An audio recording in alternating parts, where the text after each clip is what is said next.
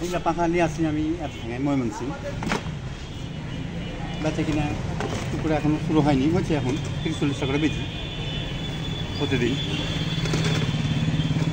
বাড়ি আমার এখানেই চাপাই। মানে আধুনিক যুগে পাখার চাহিদা কেমন দেখছেন?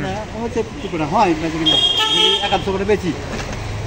আরও হতে গেলে এখন 60-70 টাকা বিক্রি হয়, 50-60। তো এসব পাখা কোথা থেকে নিয়েছেন আপনি? ময়মনসিং, এই কাপড়েরটা, তালেরটা হলো নওগাঁ।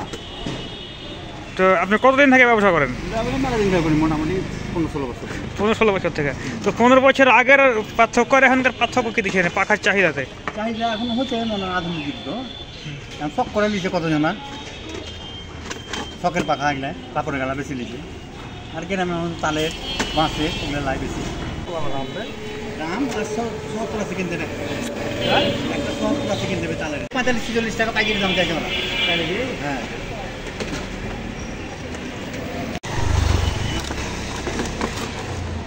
দেখা যায় আজ আমার তুমি